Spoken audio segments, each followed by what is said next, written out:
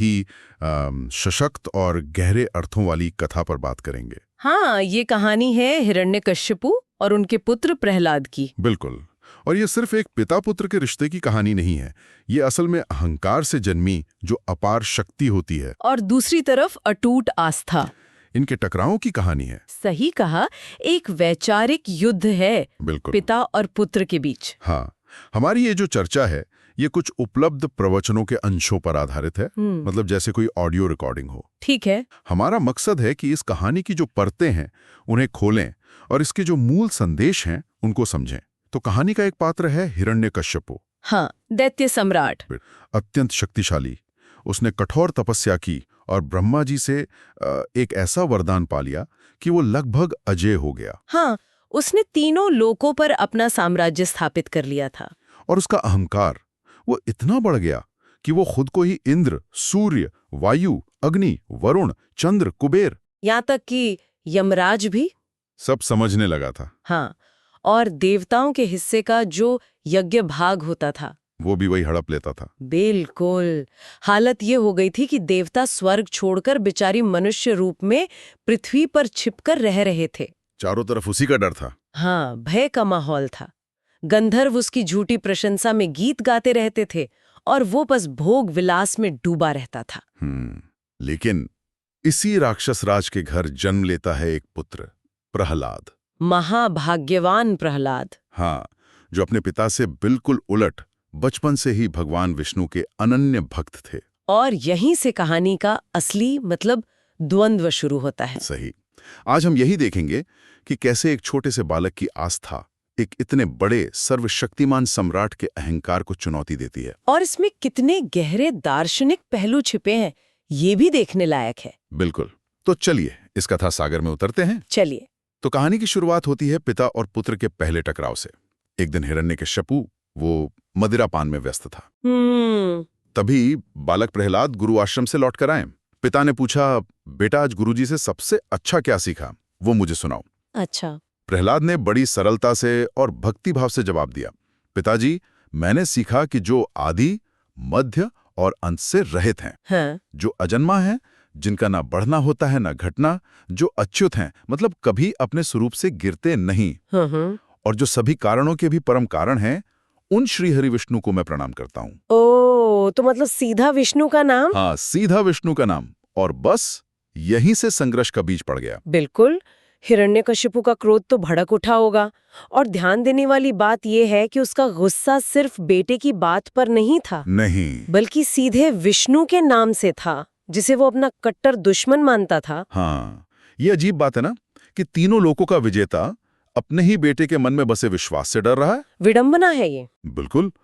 वो गुस्से से कांपते हुए प्रहलाद के गुरु की तरफ मुड़ा और दहाड़ा, अरे मूर्ख ब्राह्मण, मेरी आज्ञा के खिलाफ तुमने इसे मेरे शत्रु की प्रशंसा करना क्यों सिखाया? गुरु तो डर गए होंगे। हाँ, गुरु बेचारे डर के बोले, महाराज मैंने ऐसा कुछ नहीं सिखाया, ये तो इसका अपना स्वाभाविक ज्ञान लगता है। अच्छा। तब हिरण्यकश्यपु ने प्रहलाद से पूछा, तो फिर तुझे ये सब किसने सिखाया? प्रहलाद ने फिर उसी सहजता से कहा, पिताजी जिनका आपने नाम लिया वही भगवान विष्णु तो सबके हृदय में बैठे हैं। अच्छा। और वही संपूर्ण जगत के उपदेशक हैं। उनके अलावा और कौन किसी को कुछ सिखा सकता है भला? ये तो बहुत गहरा आध्यात्मिक सत्य कह दिया प्रहलाद ने। हाँ। उनका मानना है कि असली ज्ञान, असली भक्ति बाहर से नहीं आती, अंदर से आती है। हाँ, अंदर जो परमात्मा बैठे हैं उनसे मिलती है। ये तो बाहरी शिक्षा को जैसे कम महत्व देना और आंतरिक प्रेरणा को मुख्य मानना हुआ। हिरण्यकश्यपु तो और चिढ़ गया होगा ये सुनकर। उसने पूछा, कहाँ है तेरा वो विष्णु? अगर सब जगह है तो इस खंबे में क्यों नहीं दिखता? प्रहलाद ने दृढ़ता से कहा, हाँ पिताजी, वो इस खंभे में भी हैं। क्या बात है। हिरण्यकश्यपु ने फिर पूछा, मूर्ख, मेरे होते हुए इस जगत का दूसरा ईश्वर कौन हो सकता है? अब इस पर प्रहलाद का जवाब हिरण्यकश्यपु के अहंकार पर सीधा वार था। उन्होंने कहा, हितात, भगवान विष्णु केवल मेरे ही नहीं बल्कि आपके और इस पूरी प्रजा की भी कर्ता, नियंता और परमेश्वर हैं। सबके। हाँ, सबके। वो सर्वव्यापी हैं। आप बेकार में गुस्सा क्यों करते हैं? ये सिर्फ भक्ति नहीं है, इसमें अद्वैत दर्शन की झलक है, सब में उसी एक तत्व को देखना। ये सुनकर तो हिरण्यकश्यपु का गुस्सा 7वें आसमान पर पहुंच गया होगा। उसने सोचा जरूर किसी ने मेरे बेटे को बहकाया है। हाँ। उसने आदेश दिया कि प्रहलाद को वापस गुरु के पास ले जाओ और इस पर खास ध्यान दो कि ये विष्णु का नाम ना ले, बल्कि असुरों वाली राजनीति सीखे। हाँ, जो उनके लिए ठीक है वो सीखे। फिर कुछ समय बीता। हिरण्यकश्यपु ने प्रहलाद को फिर बुलाया, ये सोच करके भाई अब शायद कुछ सुधर गया होगा। हाँ, कुछ असर हुआ होगा शिक्षा का। उसने फिर वही सवाल पूछा, लेकिन प्रहलाद, उन्होंने तो फिर से भगवान विष्णु की महिमा ही गाई, भक्ति, वैराग्य, समता, यही सब बातें की। अब तो हिरण्यकश्यपु का सब्र टूट गया होगा पूरी तरह। बिल्कुल।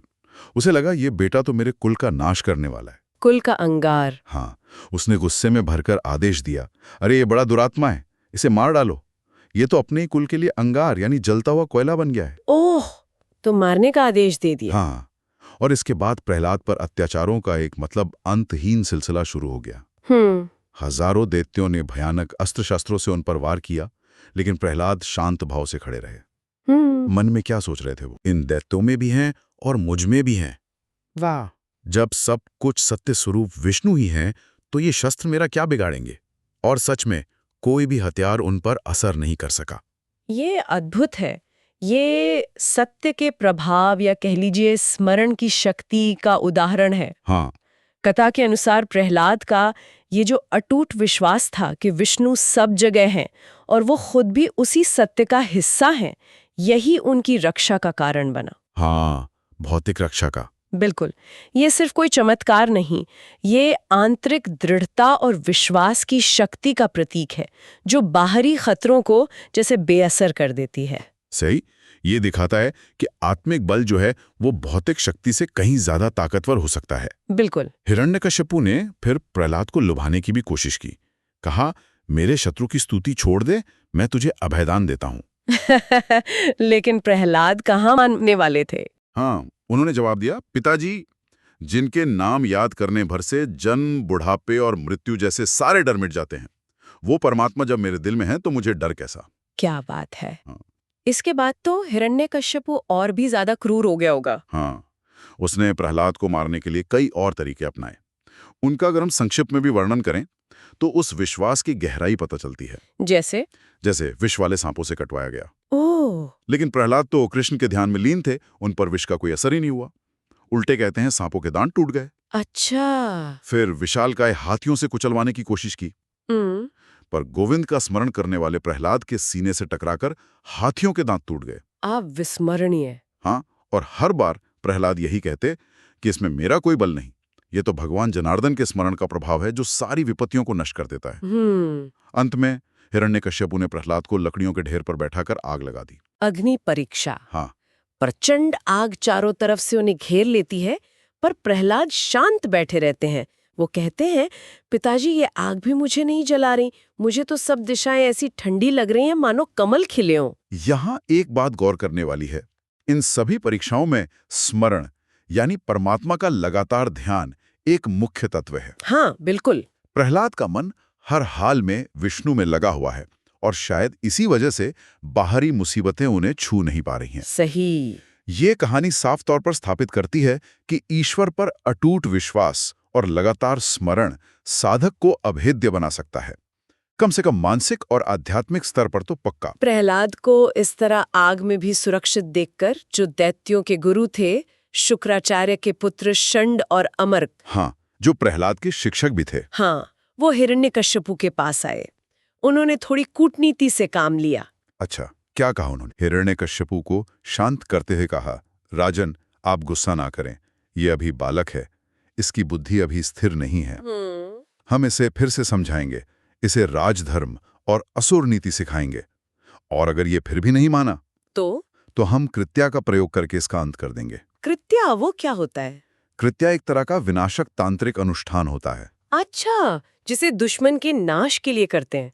तो पुरोहितों ने हिरण्यकश्यपु को ये आश्वासन दिया कि अगर प्रहलाद नहीं सुधरा तो वो इस आखिरी उपाय का इस्तेमाल करेंगे। हाँ, हिरण्यकश्यपु उनकी बात मान गया और प्रहलाद को आग से सही सलामत बाहर निकाल दिया गया। और फिर से गुरुकुल भेज दिया गया। हाँ, लेकिन अब कहानी एक नया और बहुत महत्वपूर्ण मोड़ लेती है। क्या? गुरुकुल में जब भी गुरु बाहर जाते, प्रहलाद दूसरे असुर बालकों को इकट्ठा कर लेते थे। अच्छा। और उन्हें सांसारिक विषयों की बजाय आध्यात्मिक उपदेश देना शुरू कर देते थे। अरे, ये तो बड़ा बदलाव है।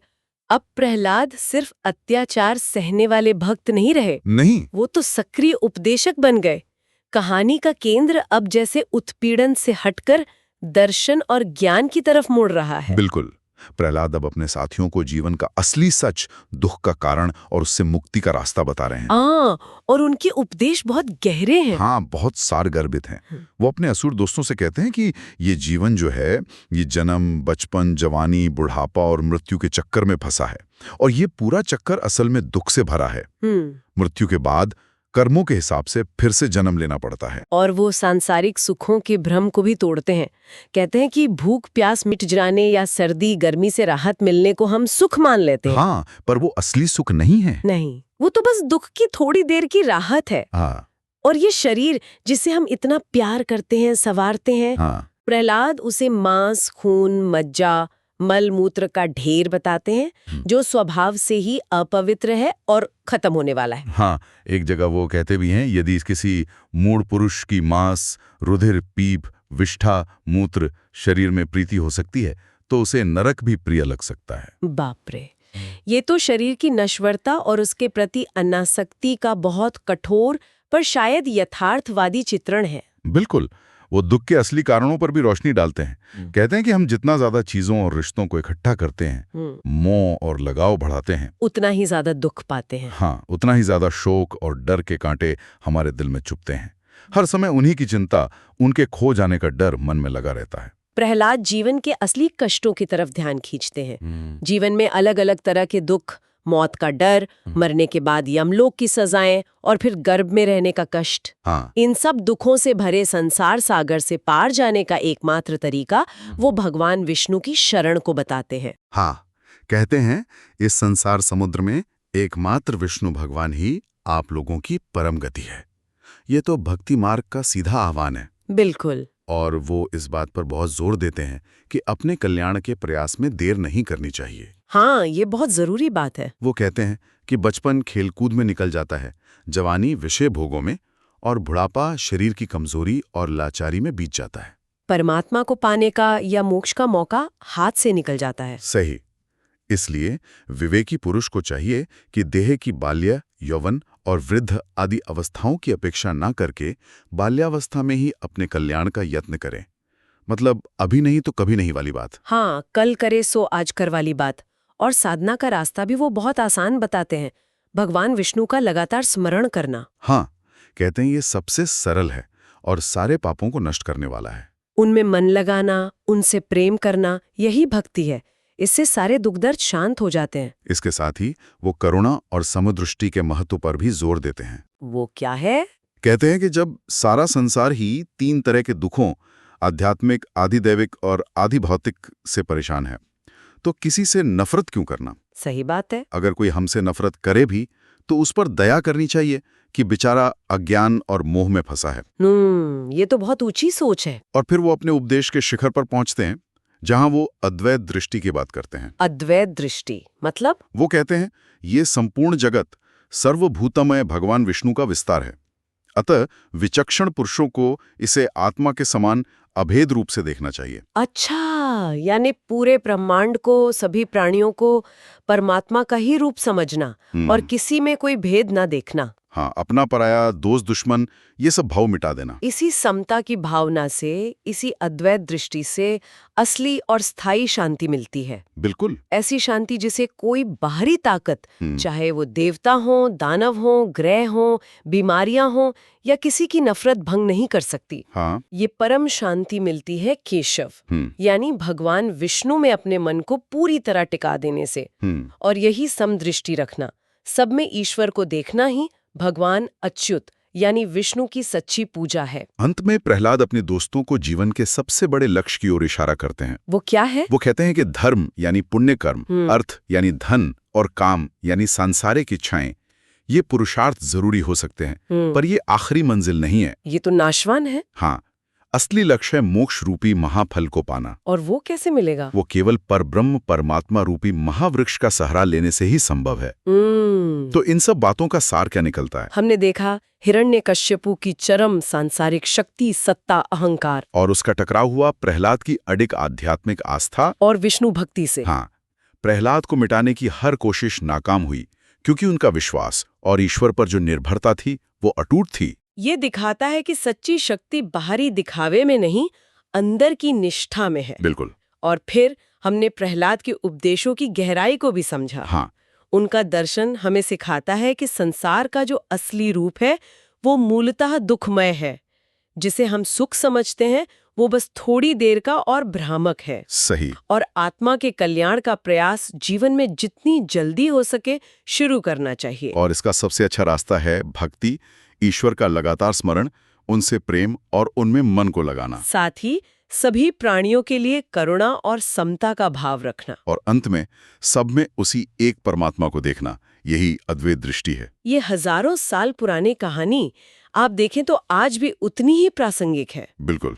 ये हमें सिखाती है कि मुश्किल से मुश्किल हालात में भी अपने उसूलों और विश्वास पर कैसे टिके रहना है। हाँ, ये हमें याद दिलाती है कि असली ताकत पैसे, पद या शारीरिक बल में नहीं है, बल्कि अंदर की स्थिरता, विश्वास और सत्य की समझ में है। ये हमें सुख, दुख, जीवन मृत्यु और इस दुनिया के असली स्वरूप पर गहराई से सोचने पर मजबूर कर दी है। हाँ, और इससे एक महत्वपूर्ण सवाल उठता है मेरे ख्याल से। क्या? प्रहलाद का जीवन और उनके उपदेश हमें सिखाते हैं कि पूरी दुनिया को, हर प्राणी को परमात्मा का ही विस्तार समझो और सबके साथ अभेद दृष्टि रखो, यानी समानता और प्रेम का व्यवहार करो। अगर हम आज के समय को देखें, जहां समाज में इतने बंटवारे हैं, झगड़े हैं, असहिष्णुता है, तो ये अभेद दृष्टि अपनाने से हमारी आपसी समझ, सहानुभूति और व्यवहार में कैसा सकारात्मक बदलाव आ सकता है? ये सोचने वाली बात है। हाँ, ये श्रोताओं के लिए एक विचारणीय बिंदु है जिस पर वो सोच सकते हैं, मनन कर सकते हैं।